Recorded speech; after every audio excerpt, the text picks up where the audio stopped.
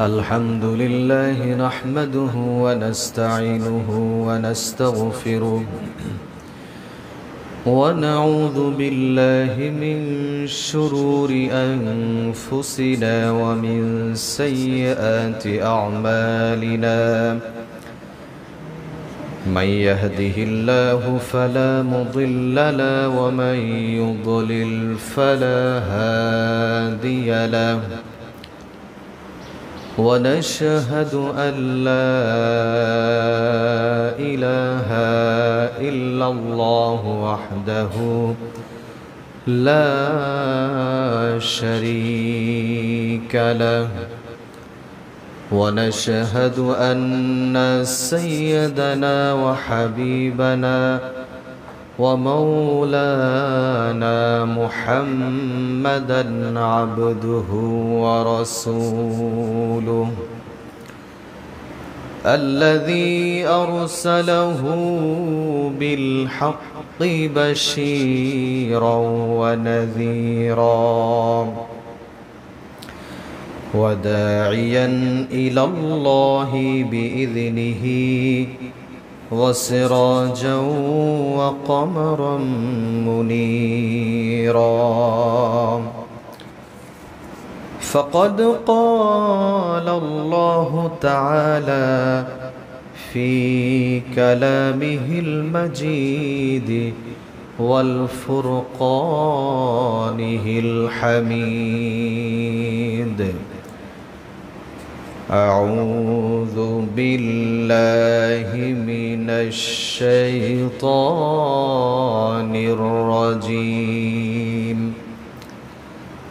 بسم الله الرحمن الرحيم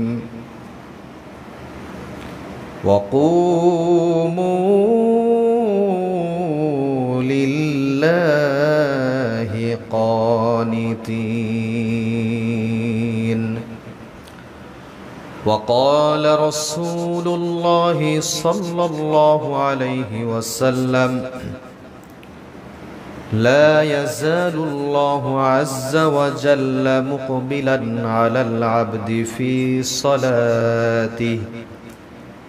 في صلاته ما لم يلتفت فإذا صرفت وجهه انصرف عنه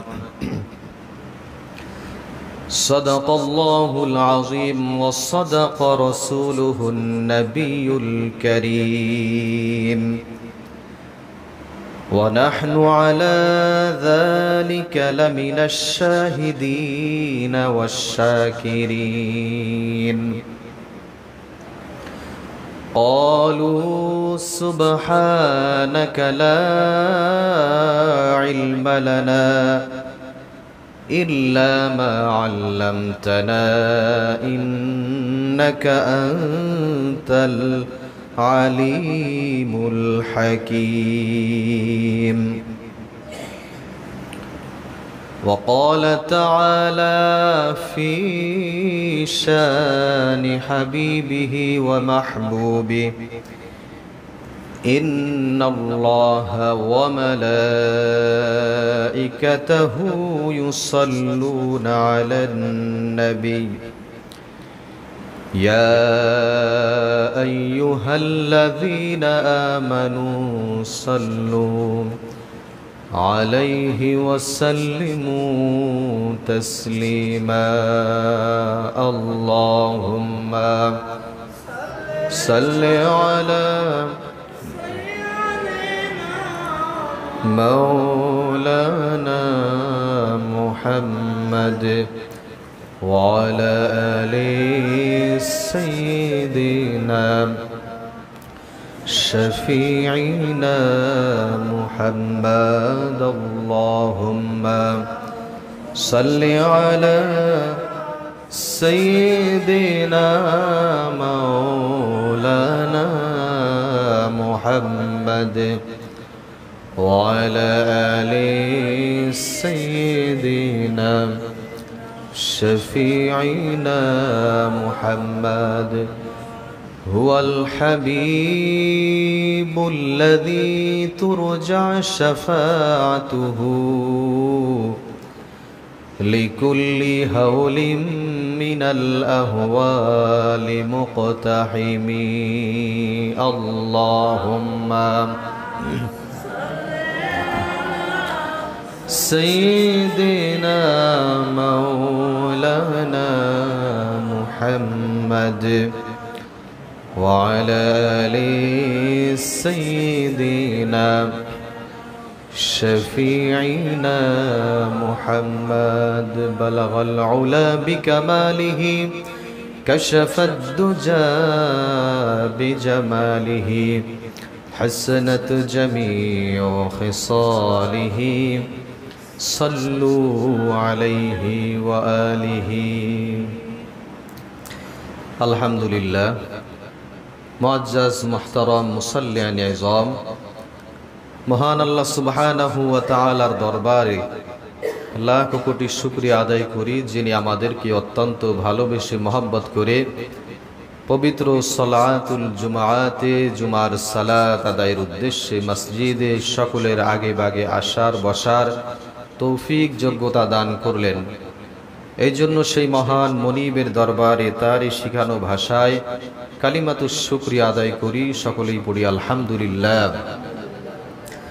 দুরুদ ও সালাম পেশ করি সর্বকালের সর্বযুগের সর্বশ্রেষ্ঠ মহামানব রহমাতুল লিল আলামিন সাইয়্যিদুল মুরসালিন খাতামুন নবিয়্যিন মুহাম্মদ আরবি বিশ্বনবী জনাবে মুহাম্মদুর রাসূলুল্লাহ সাল্লাল্লাহু আলাইহি ওয়াসাল্লাম। সম্মানিত মুসাল্লিয়ান ইকরাম, আমি আপনাদের সম্মুখে পবিত্র কোরআনুল কারীম থেকে একটি আয়াতে কারিমার অংশ বিশেষ তেলাওয়াত করেছি। রাসূল কারীম সাল্লাল্লাহু আলাইহি ওয়াসাল্লামের অসংখ্য অগণিত হাদিস থেকে একটি হাদিস আপনাদের সামনে পেশ করেছি। এই আয়াত এবং হাদিসের আলোকে ইখলাসের সাথে আমলের নিয়াতে নির্দিষ্ট সময়ের ভিতর কিছু আলোচনা শোনার চেষ্টা করব। আমা তৌফিক ইল্লা বিল্লাহ। প্রাণপ্রিয় মুসলমান ভাইয়েরা, আমরা আলোচনা করতেছিলাম নামাজে কিভাবে মনোযোগ বৃদ্ধি করা যায়। আমরা নামাজ পড়ি, নামাজের ভিতরে মনোযোগ নাই বললেই চলে। অধিকাংশ মানুষের, ইমাম বলেন, মুয়াজ্জিন বলেন আর মুসল্লি বলেন, সবারই কম বেশি নামাজের ভিতর মনোযোগ ছুটে যায়।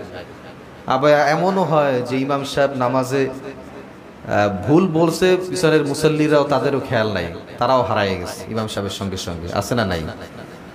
এই সমস্যাগুলো কিন্তু সবারই হয় কম বেশি। তো এই জন্য আমরা যে বিষয়টা আলোচনা করব, এই বিষয়গুলো যদি আমরা কিছুটা হলেও আমাদের নিজেদের ভিতরে একটু রিমাইন্ড দিতে পারি, যে এই বিষয়গুলো যদি আমরা মনে রাখি, তাহলে সালাতের ভিতর আমাদের মনোযোগ যাবে না, অন্যদিকে হারিয়ে যাবে না। আল্লাহর নবী সাল্লাল্লাহু আলাইহি ওয়াসাল্লাম মসজিদে নববীতে ঢুকে দেখলেন একজন ব্যক্তি, সে খুব দ্রুত নামাজ পড়ে এবং নামাজের ভিতরে টুপি ঠিক করে, জামা ঠিক করে, দাড়ি টানাটানি করে। আল্লাহ নবী সাল্লাল্লাহু আলাইহি ওয়াসাল্লাম বললেন, লাউ খাশাত কলবুহু লা খাশাতি জাওয়ারিহুকু, যে তার কলব, অন্তরের ভিতরে আল্লাহর ভয় নাই। কি নাই? আল্লাহর ভয় নাই। নামাজে দাঁড়িয়েছে, দিন দুনিয়ার হুঁশ নাই। এই হচ্ছে নামাজের ভিতর অবস্থা। এই জন্য আল্লাহর ভয় যদি বান্দার ভিতরে থাকে, ওই নামাজের ভিতরে মন অন্যদিকে যাওয়ার কোনো সম্ভাবনা নাই। নামাজের ভিতর এত পরিমাণ আমাদের বিভিন্ন বিষয় আমরা ভুল করি, যা বললে অনেক সময়ের দরকার। নামাজের ভিতরে এমনও আল্লাহর বান্দা আছে, নামাজের ভিতরে কথা বলে, আছে না? দুই একটা উদাহরণ দিলে আপনাদের বুঝে আসবে। আমি যখন প্রথম তারাবির নামাজ পড়াই, তখন বয়স ছিল কম, গ্রামের একটা মসজিদে নামাজ পড়াতাম। তো ওইখানে যখন তারাবি পড়ানোর পরে কিছুদিন পরে আমার সঙ্গে যে ইমাম সাহেব ছিল উনি চলে যায়। এখন আর একজন হাফেজ কিছুদিন পরে আসছে মসজিদে তারাবি পড়ানোর জন্য। এখন এই হাফেজকে একটু দেখার জন্য আর একজনকে বলছে মুসল্লিরা যে, আপনি তো হাফেজ সাহেব, আমরা একজন নূতন হাফেজ এখানে তারাবির জন্য নিয়োগ দেব, আপনি একটু দেখবেন এসে সে কেমন নামাজ পড়ে। কথা বুঝলেন? এখন ওই দিন তারাবি প্রথম 10 টাকাতে আমি পড়িয়েছি। আমার পরে যে হাফেজ সাহেব তারাবি পড়াবে, সে এসে নামাজ পড়াতে দাঁড়িয়েছে। দাঁড়ানোর পরে সে এক রাকাত প্রথম দাঁড়াইছে, ঠিকঠাক, ঠিক আছে, সমস্যা নাই। দ্বিতীয় রাকাতে কি করবে? বৈঠকে বসবে। সে না বসে দ্বিতীয় রাকাতে দাঁড়াইছে, ভুল করছে। তৃতীয় রাকাতেও সে না বসে বা যেটা করবে সে দাঁড়িয়ে গেছে আবার সমানে। এখন এই ঘটনা দেখে আশেপাশের পিছনের কিছু মুসল্লি, সম্ভবত একজন মুসল্লি, সে মানে জোরে বলে উঠছে গ্রাম্য ভাষায় যে নামাজের ভিতরে তো ঘন ঘন খাড়ায় গায়। তার মানে তার নামাজের ভিতর মনটা কেমন আছে যে নামাজ ভুল পড়তেছে, ভুল না ধরে ঘন ঘন খাড়ায় কা নামাজের ভিতরে সেইটা বলে ফেলতেছে। তার মানে মন কিন্তু নামাজের ভিতরে নাই। আবার আমরা অনেকে দেখেছি, এরকম দেখেছি যে নামাজ পড়তেছে, ফোন আসছে, একাধারে ফোন বাজ দিচ্ছে। এখন কি করবে? চেষ্টা করতেছে ফোনটা বাইর করার, কোনো মতে বের করে ফোন রিসিভ করে নামাজের ভিতর কথা শুরু, নামাজের ভিতরে কথা বলা শুরু করে দিছে। চিন্তা করলাম যে মনে হয় নামাজ ছেড়ে দিছে, মনে হয় নামাজ শেষ। কথা বলে ফোনটা পকেটে রেখে আল্লাহু আকবার আবার দাঁড়িয়ে গেছে নামাজ। এই হচ্ছে অবস্থা। এগুলো হচ্ছে আমার চোখে দেখা কিছু কিছু জিনিস। আরও একটা জিনিস দেখেছি, এগুলো আপনাদের সতর্ক করার জন্য বলতেছি। নামাজ পড়তেছে, নামাজের ভিতর কারেন্ট চলে গেছে, আস্তে করে লাইটটা জ্বালাইয়া সামনে এরকম দাঁড় করাই দিচ্ছে। কারেন্ট চলে গেছে, লাইটটা সব বন্ধ হয়ে গেছে। এখন কি করবে? সামনে যে ওই সুইচ চাপবে, তো এটা তো মানে মানুষের দৃষ্টিগোচর হয়, মানুষ দেখে ফেলবে যে নামাজের ভিতর লাইট জ্বালাতে গেছে। এখন পকেট থেকে লাইট বের করে জ্বালাই দিচ্ছে। নামাজ হলো? নামাজের ভিতর দুনিয়ার অন্য কোনো কাজ করলে নামাজ হবে না। নামাজের ভিতরে খুশু খুশু বজায় রাখতে হবে। এরপরে আবার কি করে, অনেক মুরব্বীদের দেখেছি, নিজে নামাজে দাঁড়াইছে, পাশে বাচ্চা একজন আছে, ছোট বাবু, 5 বছর 7 বছর বয়স। এখন নামাজ পড়ে একদিকে, কিছুক্ষণ পর পর এই বাচ্চাটাকে সরাই ঠিক করায়, কিছুক্ষণ পর পর এর ঠিক করাই দেয় যে দূরে যাস না, পাশে এসে দাঁড়া, দূরে যাস না, পাশে এসে দাঁড়া। আছে না নাই? এরকম করে না? তাই নামাজের ভিতরে যদি এরকম আশেপাশের বাচ্চাদের ঠিক করে, নামাজ হবে না। নামাজের ভিতরে কাউকে ঠিক করা যাবে না। আপনার বাচ্চা যদি আপনার ঘাড়ে ওঠে, মাথার উপরে ওঠে, তারপরও কিছু বলতে পারবেন না আপনি নামাজের ভিতরে, তাহলে নামাজ হবে না। নামাজের খুশু খুশু ধীর স্থির ভাবে আপনি আল্লাহর সামনে দাঁড়াইছেন, দুনিয়ার অন্য কোনো চিন্তা আপনার ভিতরে নাই। নামাজের তারতিলের সাথে রুকু সিজদা করবেন, কেরাত পড়বেন, সব কিছু সুন্দরভাবে। এখানে অন্য কোনো চিন্তা যদি আপনার আসে বা করে ফেলেন, তাহলে নামাজ হবে না। আর এদিক ওদিক তাকানো তো পরের কথা, তাকানোই যাবে না নামাজের ভিতর, যাবে না। এখন নামাজের ভিতর মনোযোগের জন্য আমাদের কিছু বিষয় একদম ভালোভাবে মাথায় রাখতে হবে, তাহলে ইনশাল্লাহ আশা করা যায় কোনো একটা বিষয় যদি এর ভিতর থেকে আপনি মনে করেন নামাজের ভিতরে, আশা করি ইনশাল্লাহ আপনাদের মনোযোগ ছুটে যাবে না। আল্লাহ সুবহানাহু ওয়া তাআলা বলেন যে ওয়াকুমু লিল্লাহি কানিতিন, যে তোমরা যখন নামাজে দাঁড়াবে বিনয়ের সাথে দাঁড়াবে। কিসের সঙ্গে? বিনয়ের সাথে, একদম যে আল্লাহর সামনে আমি দাঁড়াচ্ছি, কোনো তাড়াহুড়া নাই। প্রথম বলছিলাম কি, নিয়ত খাঁটি করতে হবে। আপনার নিয়ত খাঁটি করলেন, খাঁটি করার পরে এরপর আপনি যখন নামাজে দাঁড়ালেন, তখন যখন চূড়ান্ত বিনয় নিয়ে যখন আপনি দাঁড়াবেন যে আমি কিন্তু আল্লাহর সামনে দাঁড়াচ্ছি, আমি কোনো মানুষের সামনে দাঁড়াচ্ছি না যে তার সামনে এখন দাঁড়ালাম, চলে গেলাম দৌড় দিয়ে, যে আমার ব্যস্ততা আছে ভাই আমি যাই, এরকম বলার সুযোগ আছে নামাজে দাঁড়ানোর পরে? যে ইমাম সাহেব সালাম ফিরায় নাই, নামাজে দাঁড়িয়েছেন, আমার ব্যস্ততা আছে, আমি এক রাকাত পড়ছি, এখন আমি তাড়াতাড়ি কাজটা সেরে আসি, দ্বিতীয় রাকাত এসে পড়বো, সুযোগ আছে? নাই। এরকম কোনো তাড়াহুড়া নাই, বিনয়ের সাথে একদম ইখলাসের সাথে নামাজ আদায় করতে হবে। এর ব্যাখ্যায় আল্লাহর হাবিব সাল্লাল্লাহু আলাইহি ওয়াসাল্লাম খুব চমৎকার ভাবে দিয়েছেন। আল্লাহর নবী সাল্লাল্লাহু আলাইহি ওয়াসাল্লাম জানিয়েছেন, তোমরা যদি নামাজে বিনয় অর্জন করতে চাও তাহলে কি করবে? কান্নাকা তারাহু, তুমি এমন ভাবে নামাজ আদায় করো যেন তুমি আল্লাহ পাক রব্বুল আলামিনকে দেখতে পাচ্ছ। সুবহানাল্লাহ পড়েন। এমন ভাবে নামাজ পড়ো যেন তুমি আল্লাহকে দেখছো। আল্লাহর হাবিব বলে, যদি তোমার ভিতরে এই কুওয়াত, এই সামর্থ্য, অ্যাবিলিটি যদি তুমি অর্জন করতে না পারো যে তুমি রব আল্লাহ সুবহানাহু ওয়া তাআলাকে দেখছো, এটা যদি তোমার ভিতরে না আসে, তাহলে তুমি এই কথা চিন্তা করো, ফাইল্লাম তাকুন তারাহু ফাইন্নাহু ইয়ারা, তুমি তোমার অন্তরের ভিতরে বিশ্বাস স্থাপন করে নাও যে আল্লাহ পাক রব্বুল আলামিন আমাকে দেখতে পায়। সুবহানাল্লাহ বলেন। কোনো মানুষের ভিতরে যদি এই চিন্তা থাকে যে হয় আমি আল্লাহকে দেখতে পাচ্ছি নামাজের ভিতরে, না হয় আমি নামাজে দাঁড়িয়েছি আমার আল্লাহ আমাকে দেখতে পাচ্ছে, তাহলে এই ব্যক্তির মনোযোগ, আশা করা যায় এই ব্যক্তির মনোযোগ নামাজের ভিতর থেকে ছুটে যাবে না। আল্লাহর হাবিব সাল্লাল্লাহু আলাইহি ওয়াসাল্লাম চতুর্থ হিজরি সনে একটা যুদ্ধ করেছিলেন। এক সাহাবী কিভাবে নামাজ আদায় করেছিলেন তার ঘটনা বর্ণনা করব। গভীর মনোযোগ। আল্লাহর হাবিব সাল্লাল্লাহু আলাইহি ওয়াসাল্লাম এই যুদ্ধ শেষ করে মদিনার দিকে রওনা দিবেন। সেই যুদ্ধের সময় কোন এক কাফেরের স্ত্রী নিহত হয়।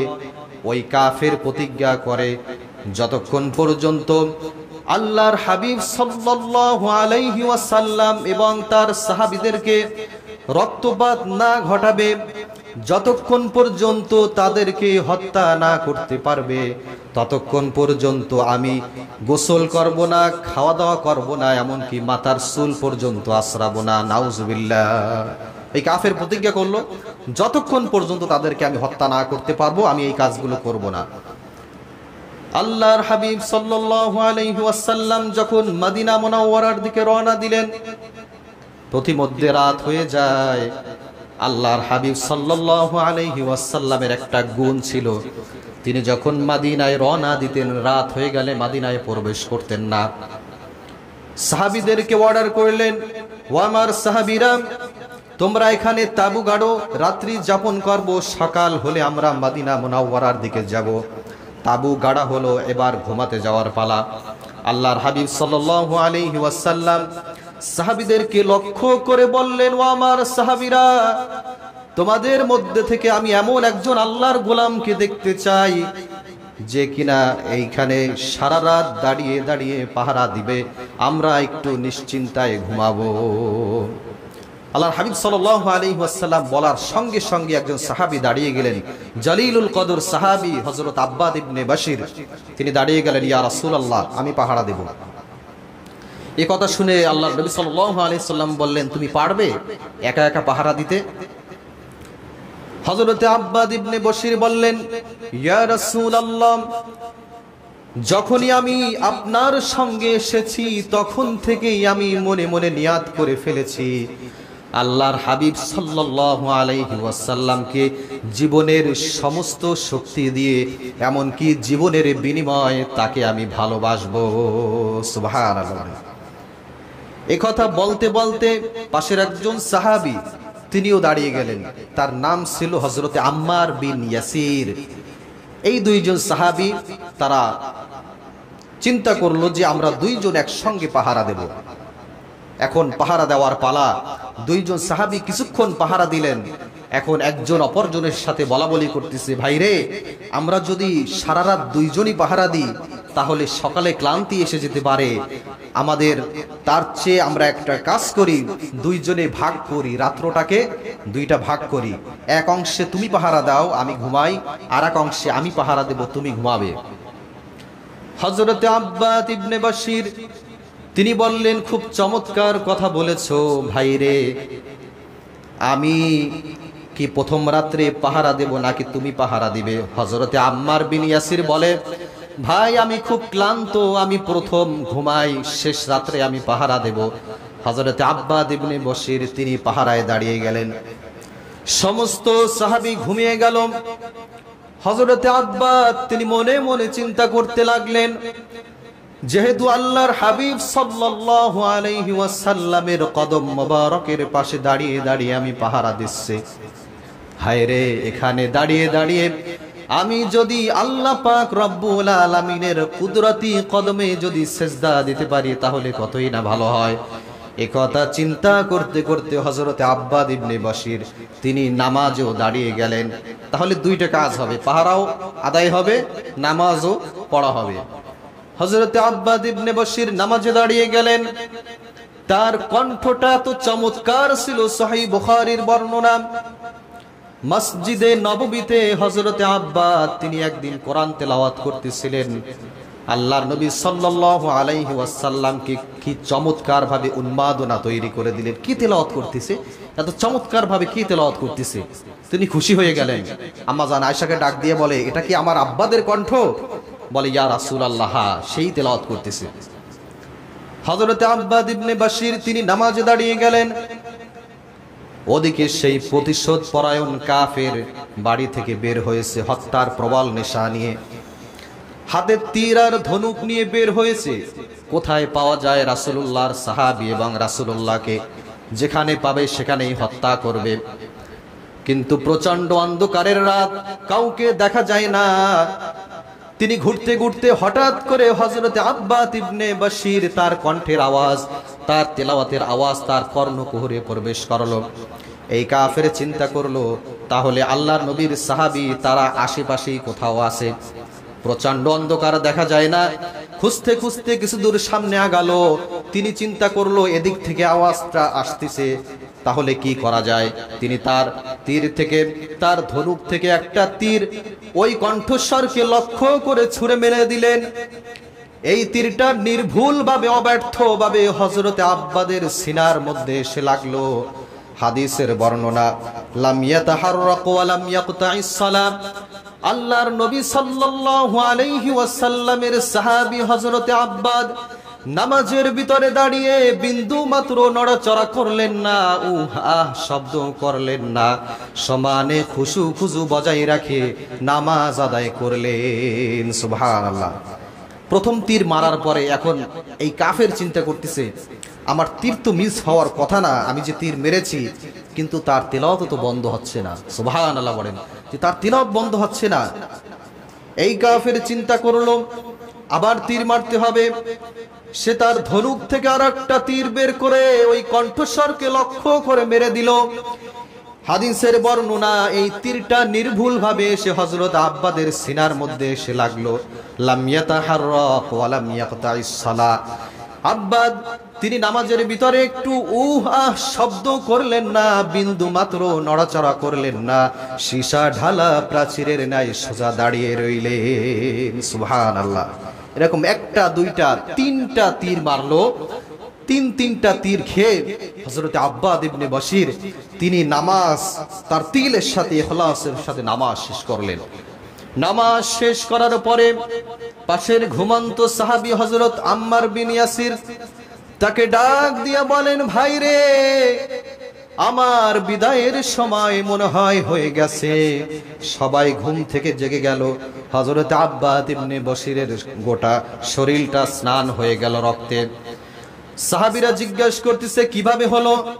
বলে, এভাবে তীর নিক্ষেপ করেছে আমার শরীরে। তারা বলল, ভাই রে, তোমাকে যখন প্রথম তীরটা নিক্ষেপ করলো, তুমি তো নামাজ ছেড়ে দিতে পারতে।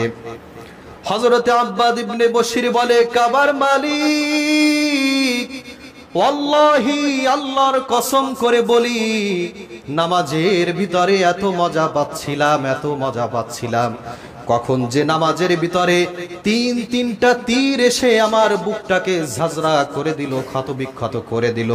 আল্লাহর কসম করে বলি, নামাজের ভিতরে বিন্দু মাত্র আমি ব্যথা পাই নাই। সুবহানাল্লাহ। এই ছিল নামাজ, যে নামাজের ভিতরে এতটা বিনয়ী ছিল, এতটা মনোযোগী ছিল, যে তিনটা তীর তার বুকের ভিতরে ঢুকেছে, বিন্দু মাত্র তারা টের পায় নাই। সুবহানাল্লাহ। হযরতে আলী রাদিয়াল্লাহু তাআলা আনহু, তার একবার এরকম যুদ্ধে তার পায়ের ভিতরে অনেকগুলো তীর ঢুকেছিল। এখন যখনই সাহাবীরা তীর টান দিতে যায়, তখনই চিক মেরে ওঠে, ব্যথা পায়। আল্লাহর নবী সাল্লাল্লাহু আলাইহি ওয়াসাল্লাম একজন সাহাবীকে ডাক দিয়ে কানে কানে বলে দিলেন, ও আমার সাহাবী, যখন হযরতে আলী নামাজে দাঁড়াবে, তুমি আস্তে করে তার পায়ের ভিতর থেকে টান দিয়ে তীরটা বের করে ফেলবে। ঠিক যেমন কথা তেমন কাজ। হযরতে আলী নামাজের ভিতরে দাঁড়িয়ে গেলেন। ওই সাহাবী সঙ্গে সঙ্গে নামাজের ভিতরে হযরত আলীর পায়ের ভিতরে যেই তীর টান দিয়ে আস্তে করে বের করে ফেললেন, বিন্দু মাত্র হযরত আলী টের পায় নাই। নামাজের পরে হযরত আলী বলে, আমার পায়ের তীর কোথায়? সুবহানাল্লাহ বলেন। নামাজের পরে জিজ্ঞেস করতেছি, কোথায় গেল? আল্লাহর নবী সাল্লাল্লাহু আলাইহি ওয়াসাল্লাম বলেন, আলী রে, আমি জানি যে তুমি যখন নামাজের ভিতরে দাঁড়াও, তোমার দিন দুনিয়ার কোনো হুঁশ থাকে না। তুমি যখন নামাজের ভিতরে দাঁড়াও, তোমার দিলটা আল্লাহর আরশে আজিম পর্যন্ত পৌঁছে যায়। সুবহানাল্লাহ। হযরত আলী রাদিয়াল্লাহু তাআলা আরেক হাদিসের বর্ণনা, তিনি একদিন প্রচন্ড অসুস্থ, তিনি শুয়ে আছেন, তার সেন্স নাই, সেন্সলেস হয়ে আছে।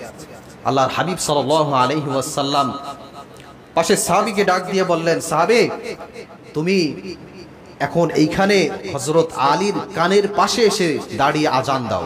কি দাও? আজান দাও। হযরত আলী রাদিয়াল্লাহু তাআলা তার কাছে দাঁড়িয়ে যখন আজান দিলেন, সঙ্গে সঙ্গে এক সেকেন্ডও দেরি হয় নাই, সঙ্গে সঙ্গে হযরত আলীর ঘুম ভেঙে গেল। সুবহানাল্লাহ। এতটা বিনয়ী ছিল নামাজের ভিতরে। এই জন্য নামাজের ভিতরে সর্বপ্রথম নিয়ত করে বিনয়ের সাথে যে আমি আল্লাহ রাব্বুল আলামিনের সামনে দাঁড়াচ্ছি।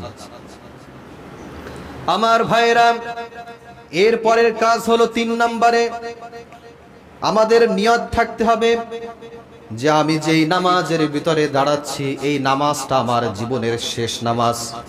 আল্লাহর হাবিব সাল্লাল্লাহু আলাইহি ওয়াসাল্লাম বলেন, তুমি যখন নামাজে দাঁড়িয়ে যাও মনের ভিতরে ইচ্ছা সংকল্প তৈরি করে দাও যেই নামাজ হতে পারে তোমার জীবনের শেষ নামাজ। সুবহানাল্লাহ বলেন, জীবনের শেষ নামাজ এটা তুমি চিন্তা করো। অবশ্যই নামাজে দাঁড়ালে এই মনের ভিতরে এই চিন্তা করো। আমি তো বলি, যদি কোনো ব্যক্তির এমনটা থাকে, যদি তাকে বলা হয় যে তোমার মৃত্যু আজ রাত 12টা 1 মিনিটে, তাহলে ওই ব্যক্তির অবস্থাটা কেমন হবে? ওই ব্যক্তি ওই দিন ব্যক্তি ওযু করবে খুব চমৎকার ভাবে, কারণ ব্যক্তি জানে আমার মৃত্যু রাত 12টা 1 মিনিটে। ওই ব্যক্তি যখন নামাজের মুসাল্লায় দাঁড়াবে, সূরা ফাতিহা পড়তে পড়তে ওই ব্যক্তির 5 মিনিটের বেশি সময় চলে যাবে। যখন ওই ব্যক্তি সিজদায় যাবে, ওই ব্যক্তির সিজদায় যে ওই ব্যক্তির আধা ঘন্টা অতিক্রম হয়ে যাবে, কান্নায় ওই ব্যক্তির জায়নামাজ ভিজে যাবে। কি বিনয়ের সাথে ওই ব্যক্তি নামাজ আদায় করবে, ওই ব্যক্তি জানে কারণ রাত 12টা 1 মিনিটে তার মৃত্যু, ঠিক কিনা? যদি কোনো ব্যক্তির এরকমটা জানে শেষ নামাজ আমার জীবনের এটা শেষ নামাজ, আমি আর নামাজ পড়তে পারবো না, তাহলে ওই ব্যক্তি খুব চমৎকার ভাবে নামাজ আদায় করবে। আমাদের ভিতর অনেক ব্যক্তির এমন হয়েছে, নামাজ পড়ে ঘুম দিয়েছি, পরের ফজরের নামাজ আর পড়তে পারি নাই, আছে না নাই? মৃত্যু হয়ে গেছে না? কত মানুষের এভাবে মৃত্যু হয়ে গেছে। 4, নামাজে মনোযোগের জন্য মৃত্যুর কথা স্মরণ করা নামাজে দাঁড়িয়ে দাঁড়িয়ে। আল্লাহর হাবিব সাল্লাল্লাহু আলাইহি ওয়াসাল্লাম বলেন, উযকুরুল মাউত ওয়া আনতা ফিস সালাহ। যখন তুমি নামাজে দাঁড়িয়ে যাও মৌতের কথা বেশি বেশি করে স্মরণ করো। সুবহানাল্লাহ। নামাজে যখন দাঁড়িয়ে যাব এ কথা চিন্তা করা যে আমি কবরে কি নিয়ে যাব, হাসরে আমার সামানা কি থাকবে, আমার নেক আমল কি থাকবে, আমার এমন কোনো ভালো নেক আমল আছে কিনা যেটা নিয়ে আমি আল্লাহর সামনে দাঁড়াতে পারবো। এই বারবার মনকে বারবার রিমাইন্ড করা যে আমার তো মৃত্যু হয়ে যাবে, মৃত্যুর পরে আমি আল্লাহর সামনে কি নিয়ে দাঁড়াবো। এই মৃত্যুর কথা যদি ব্যক্তি স্মরণ করে তাহলে ওই ব্যক্তির নামাজে অন্যদিকে মনোযোগ যাওয়ার কোনো সম্ভাবনা নাই। এরপরে নামাজে মনোযোগ আনার জন্য আপনাকে অবশ্যই আল্লাহর হাবিব সাল্লাল্লাহু আলাইহি ওয়াসাল্লাম বলেছেন চোখটা রাখতে হবে সিজদার জায়গায়। কোথায়? সিজদার জায়গায় যদি বান্দার দৃষ্টি থাকে তাহলে ওই বান্দার মনোযোগ অন্যদিকে যাওয়ার কোনো সম্ভাবনা নাই। একটু ভালো করে বুঝেন, আল্লাহর হাবিব সাল্লাল্লাহু আলাইহি ওয়াসাল্লাম বলেন, লা ইয়াজালুল্লাহু আযজা ওয়া জাল্লা মুকবিলান আলা আবদিহি ফি সালাতিহি মা লাম ইয়ালতাফিত ফাইদা সারাফা ওয়াজহাহু উনসারাফান। আল্লাহর হাবিব সাল্লাল্লাহু আলাইহি ওয়াসাল্লাম বলেন, যখন বান্দা নামাজের ভিতরে সিজদার দিকে তার চোখ থাকে, সিজদার দিকে তার নজরটা থাকে, আল্লাহর হাবিব বলেন যতক্ষণ পর্যন্ত বান্দার নজরটা সিজদার দিকে থাকে ততক্ষণ পর্যন্ত আল্লাহ পাক রব্বুল আলামিনের বিশেষ রহমত ওই বান্দার উপরে থাকে। সুবহানাল্লাহ। আল্লাহর হাবিব আরো বলেন, যখন ওই বান্দার মনোযোগ নামাজের জায়গা থেকে সিজদার দিক থেকে অন্যদিকে মনোযোগ সরে যায় তখন ওই ব্যক্তির উপর থেকে আল্লাহর স্পেশাল রহমত সঙ্গে সঙ্গে চলে যায়। এই জন্য আমি নামাজে দাঁড়াচ্ছি, যতক্ষণ আমি নামাজ পড়ব ততক্ষণ অবশ্যই খেয়াল রাখতে হবে যে আমি যদি নামাজের ভিতরে সিজদার দিকে আমার মনোযোগ রাখি তাহলে আল্লাহ পাকের স্পেশাল একটা রহমত আমার উপরে আসবে। এই জন্য মনোযোগ অবশ্যই নামাজের সিজদার জায়গায় আমাদেরকে নিয়ে আসতে হবে। প্রিয় হাজিরিন, 6 নম্বরে হলো নামাজের ভিতরে মনোযোগ আনতে হলে আপনি নামাজে কি পড়তেছেন, নামাজের ভিতরে আমি যা পড়তেছি প্রত্যেকটা জিনিস সম্ভব হলে অর্থ বুঝে বুঝে পড়া। এখন সব তো অর্থ বোঝা সম্ভব না, কিছু কিছু জিনিস সূরা ফাতিহা আমরা সারাটা জীবন পড়তেছি, বয়স 40, 50, 70, 80 বছর হয়ে গেছে নামাজ পড়তেছি, মাশাআল্লাহ সূরা ফাতিহার অর্থ জানি না। তে নামাজের ভিতর কিভাবে মনোযোগ আসবে? আপনি যদি যা পড়তেছেন তা কিছুটা যদি অনুভব করতে পারেন যে এই নামাজের ভিতর আমি যা পড়তেছি, আমি এইটা বলতেছি, এর অর্থ এটা, আল্লাহ পাক রব্বুল আলামিন এটা আমাকে বলতেছে, সুবহানাল্লাহ বলেন। তো এই জন্য নামাজে যা পড়তেছি আল্লাহু আকবার বলতেছি, অর্থ কি জানি না, সুবহানা রাব্বিয়াল আলা, আলহামদুলিল্লাহি রাব্বিল আলামিন, অর্থ কি জানি না। তাই আমি যদি অর্থ না জানি আমার নামাজের ভিতর মনোযোগ ছুটে যাওয়ার সম্ভাবনা আছে। এই জন্য আমাদের যত সম্ভব চেষ্টা করা যে নামাজের ভিতরে মনোযোগ ধরে রাখতে হলে আমি কি পড়তেছি এটা অবশ্যই অবশ্যই আমাকে মনে রাখতে হবে, অর্থ বুঝে বুঝে পড়ার চেষ্টা করতে হবে। 7 নম্বরে নামাজের ভিতরে মনোযোগ আনতে হলে আপনার আমার চেষ্টা করতে হবে জামাতের সাথে নামাজ আদায় করা। কিভাবে? নাকি বাড়িতে নামাজ আদায় করা? আমাদের সমস্যা হলো অধিকাংশ মানুষ যে একটু কষ্ট করে হেঁটে মসজিদে যাব, এই কষ্ট করতে আমরা নারাজ। আমাদের খুব কষ্ট হয়ে যায় যে মসজিদে যে নামাজ আদায় করি। আল্লাহর হাবিব সাল্লাল্লাহু আলাইহি ওয়াসাল্লাম বলেন, কোন ব্যক্তি ঘরে নামাজ আদায় করলো আর এক ব্যক্তি মসজিদে নামাজ আদায় করলো, যেই ব্যক্তি মসজিদে এসে নামাজ আদায় করলো ওই ব্যক্তির সওয়াব আল্লাহ পাক রব্বুল আলামিন 27 গুণ বেশি দান করে দেন। সুবহানাল্লাহ বলেন। আল্লাহর হাবিব সাল্লাল্লাহু আলাইহি ওয়াসাল্লাম আরো বলেছেন, যদি কোনো ব্যক্তি বাড়ি থেকে পায়ে হেঁটে মসজিদে এসে তারপরে সালাত আদায় করে, আল্লাহর হাবিব বলে ওই ব্যক্তি বাড়ি থেকে মসজিদে যত কদম হেঁটে হেঁটে এসেছে আল্লাহ পাক রব্বুল আলামিন প্রত্যেক কদমের বিনিময়ে ওই ব্যক্তিকে আল্লাহ পাক রব্বুল আলামিন সওয়াব দান করে দিবেন। সুবহানাল্লাহ। আপনি চিন্তা করেন, আপনি বাড়ি থেকে বাজারে রওনা দিচ্ছেন বাজার করার জন্য, আপনার প্রত্যেক কদমে কদমে সওয়াব হবে? হবে নাকি? হবে না। কিন্তু আপনি বাড়ি থেকে রওনা দিচ্ছেন, নিয়াত কি? আমি মসজিদে যে নামাজ আদায় করব। আল্লাহর হাবিব বলে প্রত্যেক কদমের বিনিময়ে আল্লাহ পাক তার আমল নামায় সওয়াব দান করবে।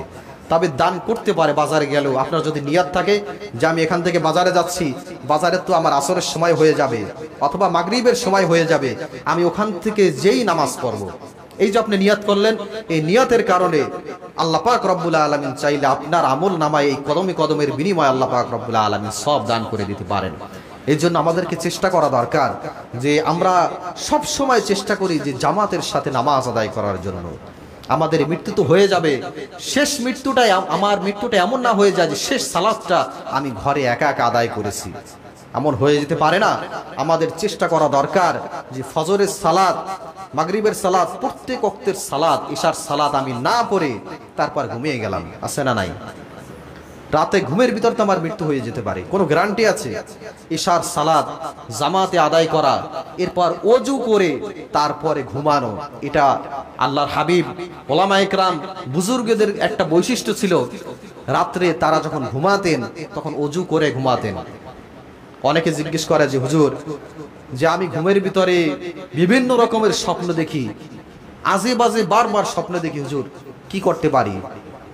আমি তাদেরকে বলবো যে আপনারা ওযু করে কিছু সূরা পড়ে তারপরে ঘুমাবেন। আগে তো ইশার সালাত পড়বেনই, কারণ ঈশার নামাজই বললেন না, হুজুর বলছে ওযু করে ঘুমালে আর আজে বাজে স্বপ্ন দেখবেন না।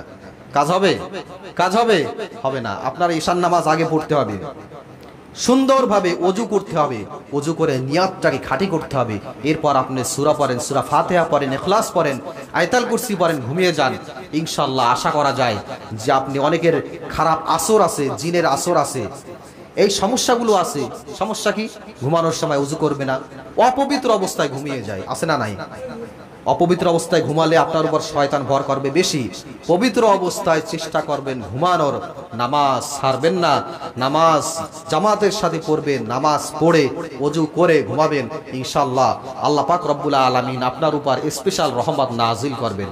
আল্লাহর হাবিব সাল্লাল্লাহু আলাইহি ওয়াসাল্লাম বলেন, যেই ব্যক্তি ইশার সালাত জামাতের সাথে আদায় করলো এবং ঘুমিয়ে গেল এবং ঠিক ফজরের সালাত জামাতের সাথে আদায় করলো, আল্লাহর হাবিব সাল্লাল্লাহু আলাইহি ওয়াসাল্লাম বলেন আল্লাহ পাক রব্বুল আলামিন ওই ব্যক্তির উপরে রহমতের ফেরেশতা দ্বারা সারা রাত তার আমল নামায় সওয়াব লিখে দেন। সুবহানাল্লাহ।